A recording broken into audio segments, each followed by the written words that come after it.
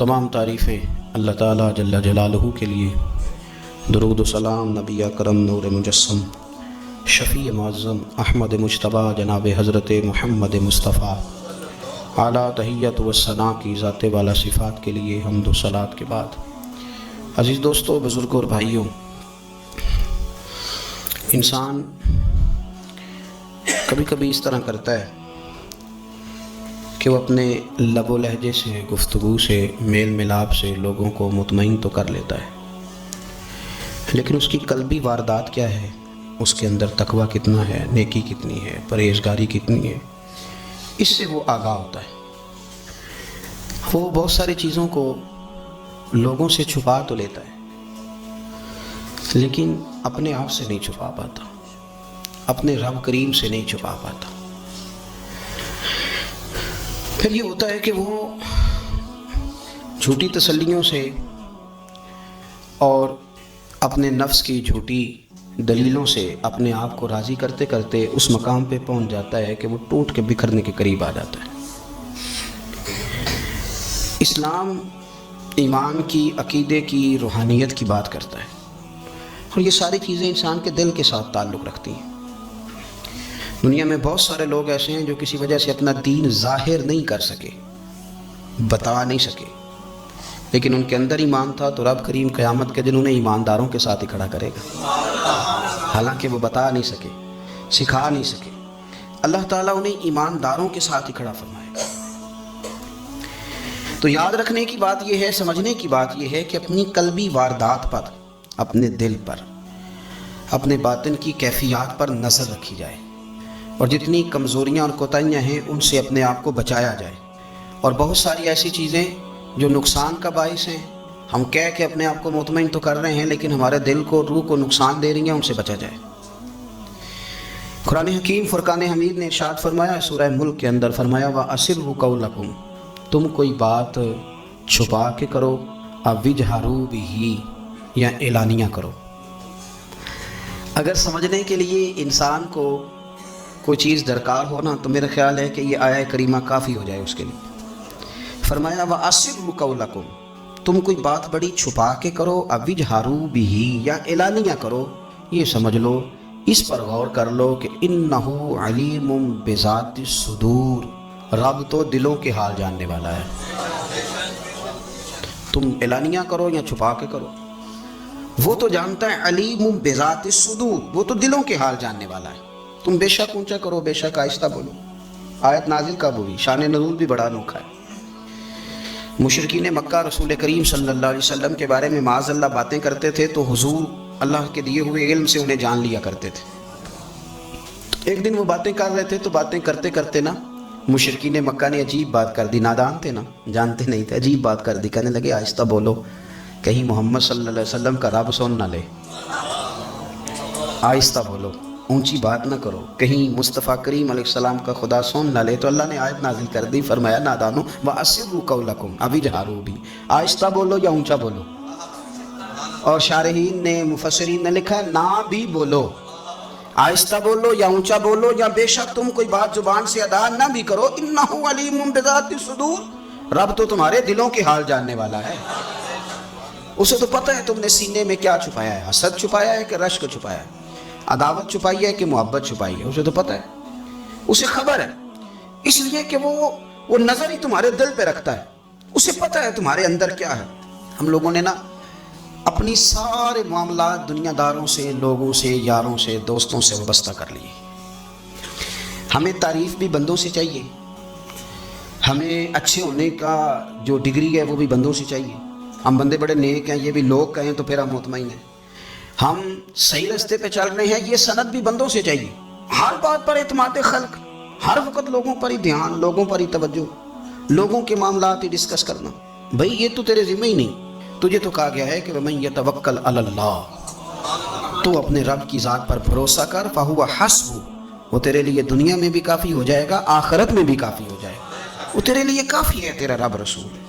तो अल्लाह रसूल की जानिब तवज्जो कर। हमारी सारी मामलात बंदों के साथ, मतलब फ़लाने को क्या मिल रहा है, फ़लाना किधर जा रहा है, फ़लाने के पैसों में मेरा कितना हक़ है, फ़लाना आगे निकल गया, फ़लाँ पीछे रह गया, फ़लाँ ने मोहब्बत से नहीं देखा, फ़लाँ ने ये कर दिया। साथ छोड़ें, یہ تو ہر وقت تو ذکر آپ کو اللہ کا کرنا تھا.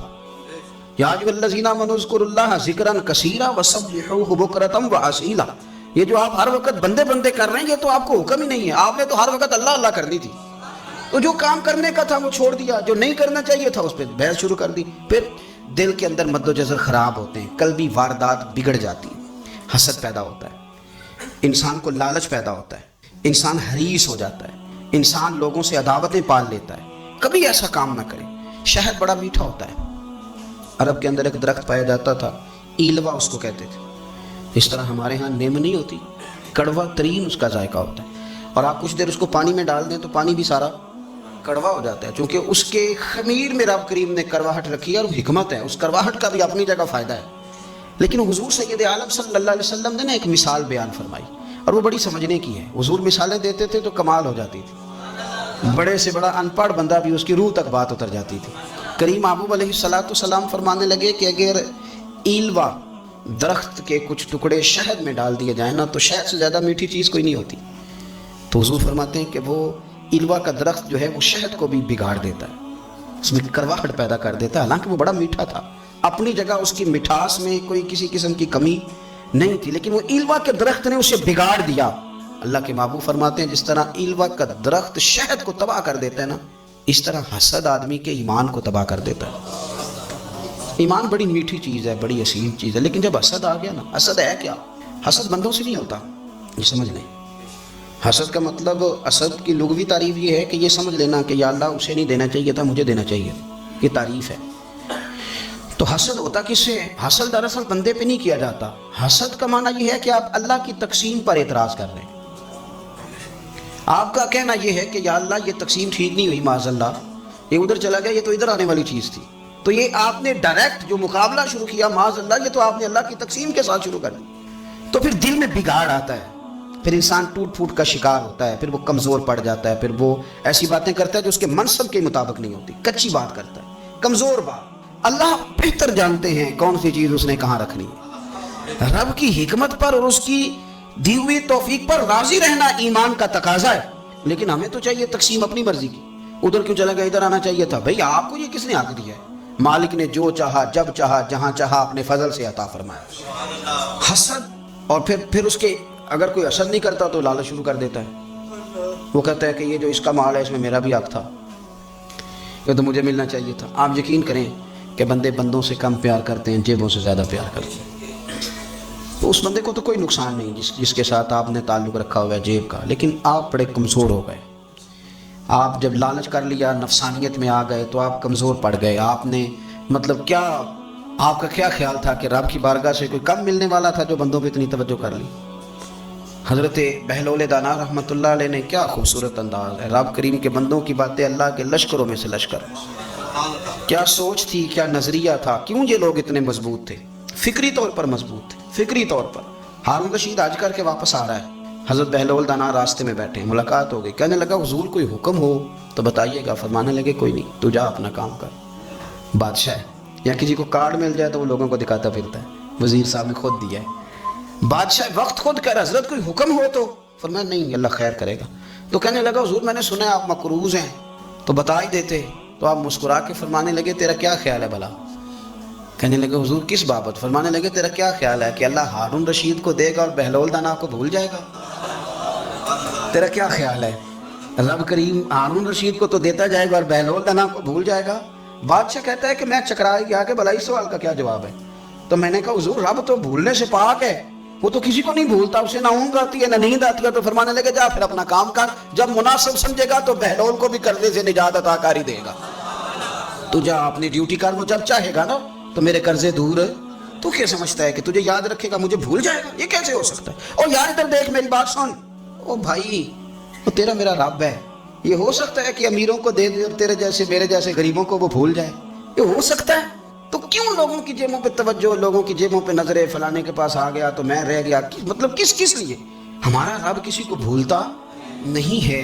کسی شخص کو وہ میرا مالک اپنے فضل سے نظر انداز نہیں کرتا, وہ سب کو نوازتا ہے. لیکن اس کی حکمت کے تقاضوں کا انتظار کرنا مسلمان کی شان ہے. کبھی کسی حسد میں کبھی کرنا ہو تو رشک کریں, مزہ آئے گا. اور یہ رشک کرنے کا نا، رشک کا معنی کیا ہے؟ حسد کا معنی یا اللہ اسے نہیں دینا چاہیے تھا، مجھے دینا چاہیے تھا، اور رشک کا معنی یا اللہ تو نے دیا ہے، کیا بات ہے، اسے دیا تو کیا بات، اگر تو نے دیا تو مالک جچا بھی ہے، اگر تو نے دیا ہے تو نظر بھی آیا ہے، اگر تو نے دیا ہے تو پھر کیا بات ہے، کمال ہو گئی، وہ نظر آ رہا ہے، اور یا اللہ اسے دیا ہے تو میں بھی تیرا بندہ ہوں، اسے بھی اور دے اور مجھے بھی عطا فرما۔ یہ رشک ہے، رشک کا نا حضور نے حکم دیا ہے، نبی پاک نے رشک کا۔ ہمارا یہ مسئلہ ہے کہ ہم نا جو کرنے والا کام ہے وہ نہیں کرتے، رشک کریں۔ بخاری مسلم میں حدیث ہے، نبی پاک صلی اللہ علیہ وسلم نے فرمایا 2 بندوں پر رشک کرو۔ کہو کیا بات، رشک کرو 2 بندوں۔ یا رسول اللہ کون کون سے؟ فرمایا ایک وہ مالدار جسے اللہ دولت دے اور وہ صبح بھی رب کے رستے میں خیرات کرے اور شام بھی رب کے رستے میں خیرات کرے، یہ قابل رشک ہے۔ کہو تیری کیا بات ہے بھائی، کیا تجھے اللہ نے نوازا ہے، اور اس پر رشک کرو کو یا اللہ اسے اور دے تاکہ یہ تیرے بندوں پہ اور اثار کرے اور تیرے بندوں پہ سخاوت کرے، اور اللہ اس کے فعل تصدق ہمیں بھی عطا فرما۔ اور حضور فرماتے ہیں ایک مالدار پر جو صبح و شام سخاوت کرے، اور ایک اس عالم پر جسے اللہ قرآن کا علم دے، وہ صبح بھی لوگوں کو قرآن مجید کے ترجمے تفسیریں قرآن کے درس سکھائے اور شام بھی لوگوں کو قرآن مجید کے درس عطا فرمائے، اس پر رشک کرو۔ کہو کیا بات ہے یار تیری، تجھے اللہ نے کتنا نوازا، قابل رشک لوگوں پر رشک کرو، ان کی تعریف کرو، ان کے لیے اچھے کلمات ادا کرو۔ معاشرے میں حسد پر موٹ ہوا ہے، اگر کبھی رشک پر موٹ ہوتا نا تو عزتیں بڑھ جاتی، محبتیں بڑھ جاتی، خلوص میں اضافہ ہوتا، لوگ ایک دوسرے کے قریب آتے۔ ہم نے کسی فضیلت والے کی فضیلت کو تسلیم کرنے سے انکار کر دیا، ہم نے کسی بڑائی والے کی بڑائی کو تسلیم کرنے سے انکار کر دیا، ہم نے حسد کیا، ہم نے لالچ کیا، ہم حریص ہوئے۔ اس کا نقصان یہ ہوا کہ لوگ ایک دوسرے کے پاس رہتے ہوئے پاس نہیں رہتے، ایک دوسرے کے ساتھ وقت گزار رہے ہوتے ہیں لیکن ان کے بارے میں رویے ان کے سخت ہوتے ہیں، لب و لہجہ تلخ ہوتا ہے، جب وہ کسی کے بارے میں بے لاگ تبصرہ پوچھا جائے تو غلط باتیں کرتے۔ رشک کریں، دیکھیں نا حضرت ابوبکر صدیق رضی اللہ، حضرت عمر فاروق رضی اللہ، ساری زندگی دوڑ لگی رہی۔ حضرت عمر کہتے ہیں میں نے ساری زندگی دوڑ لگائی ہے کہ ابوبکر سے آگے گزر گئے، لیکن یہ دوڑ حسد والی نہیں، یہ رشک والی۔ فرماتے میرا دل کرتا تھا کہ میں نیکیوں میں ابوبکر سے آگے گزر جاؤں، حضور کے عشق میں ابوبکر سے آگے گزر جاؤں، نبی پاک علیہ السلام کی اولاد کی محبت میں ابوبکر سے آگے گزر جاؤں، میں نا خیر کے کاموں میں آگے گزروں۔ کہتے میرا ساری زندگی رشک کا رشتہ رہا، یہ رشتہ شاندار ہے، اس پر عمل کریں، اس پر توجہ کریں، بجائے اس کے کہ یہ کہنا کہ استاد جی کا فلانے سے زیادہ پیار ہے، پیار کی وجوہات تلاش کر، مرشد فلانے پہ نظر رکھتے ہیں تو میرے بھائی وہ نوٹوں کی وجہ سے نظر نہیں رکھتے، تو وجہ تو تلاش کرنا، وجہ کیا ہے، تو اپنے آپ کو اس طرح کا بنا، تو اس طرح کی کیفیات پیدا کر اپنے اندر۔ ہم کیا کرتے ہیں کہ رشک کرنے کی بجائے حسد کرتے ہیں، حسد نہیں کریں، اپنے آپ کو سنواریں، وہ رشک کی وجہ سے آپ سنوار سکتے ہیں۔ نبی پاک علیہ السلام کی پیاری زوجہ ام المومنین سیدہ عائشہ صدیقہ، بڑی شان ہے اس خاتون کی، بڑی عظمت ہے ان راہوں کے صدقے جن رستوں سے سیدہ پاک کی سواریاں گزرا کرتی، کیا درجہ اللہ نے دیا ہے سیدہ عائشہ صدیقہ کو۔ کہتی ہیں حضور کا وصال میری گود میں ہوا ہے، اور مولا علی شیر خدا فرماتے ہیں میں نے حضور کو سب سے زیادہ عائشہ صدیقہ سے پیار کرتے ہوئے دیکھا، اور عائشہ صدیقہ رضی اللہ تعالیٰ عنہ فرماتی ہے میں نے حضور کو سب سے زیادہ فاطمہ الزہرا سے پیار کرتے تھے۔ یہ الگ ماحول ہے ان کا آپس میں۔ تو حضرت عائشہ صدیقہ اتنا بڑا مقام، لیکن وہ فرماتی ہیں میں نے ساری زندگی سیدہ خدیجہ الکبریٰ پہ رشک کیا۔ میں نے کہا کیا بات تھی اس خاتون کی جو وصال کر گئیں، لیکن شاید کوئی دن خالی جاتا ہو کہ مدینے والے ان کی وفاؤں کا ذکر نہ کرتے، شاید کوئی خالی دن جاتا۔ کہتی ہے میں نے اتنا قابل رشک ماحول نہیں دیکھا۔ ایک دن حضور گھر میں گوشت لائے اور مجھ سے فرمایا عائشہ گوشت پکاؤ، تو میں اسے صاف کرنے لگی تو حضور فرمانے لگے شوربہ ذرا زیادہ کرنا۔ میں نے عرض کی حضور کیا کچھ مہمان آئیں گے گھر میں؟ تو فرمایا نہیں عائشہ، مدینہ منورہ میں نا مجھے پتہ چلا ہے خدیجہ الکبریٰ کی کچھ سہیلیاں آئی ہیں، تو شوربہ بنا، میں انہیں پہنچاؤں گا، خدیجہ کی سہیلیوں کو شوربہ زیادہ پکا ذرا۔ تو حضرت عائشہ صدیقہ کہتی ہے میں نے بڑے نرم لب و لہجے میں بڑی بنا سوار کے مسجع مکفہ چن کے جملے بات کی۔ میں نے عرض کی حضور سنا ہے وہ آپ سے 15 سال عمر میں بڑی تھی، نکاح بھی پہلے ہو چکا تھا، اور بتاتے ہیں لوگ کہ بظاہر کوئی حسن و جمال بھی اس ماحول کا نہیں تھا۔ حضور اللہ نے آپ کو جوان اور خوبصورت بیویاں دی ہیں، پر میں جب بھی سنتی ہوں جناب خدیجہ کا ذکر ہی سنتی ہوں۔ میں نے رشک کے انداز میں کہا، کہتی میں بات کہہ کے خاموش ہو گئی، اور جب میں نے نظر اٹھا کے دیکھا تو حضور کی آنکھوں میں آنسو۔ نبی پاک صلی اللہ علیہ وسلم کا یہ انداز دیکھا تو میں نے کہا حضور میں رب رسول کی بارگاہ میں توبہ کرتے اب تو رو دیے. تو حضور فرمانے لگے عائشہ یہاں جو بھی آیا ہے نا وہ سکھوں اور آسانیوں کے دنوں میں آیا ہے، اور ختیجہ میری ان دنوں کی ساتھی تھی جو میرے تکلیف کے دن تھے، میری آزمائشوں کی، میری پریشانیوں کی میری ساتھی تھی. جب لوگ مجھے تکلیف دیتے تھے میں گھر جاتا تھا تو مجھے کہتی تھی حضور آپ تو صلہ رحمی کرتے ہیں، غریبوں کا بوجھ اٹھاتے ہیں، آپ تو لوگوں کے ساتھ محبت سے پیش آتے ہیں، حضور آپ پریشان نہ ہوں، آپ کا رب آپ کو ہمیشہ عزتیں ہی عطا فرمائے گا.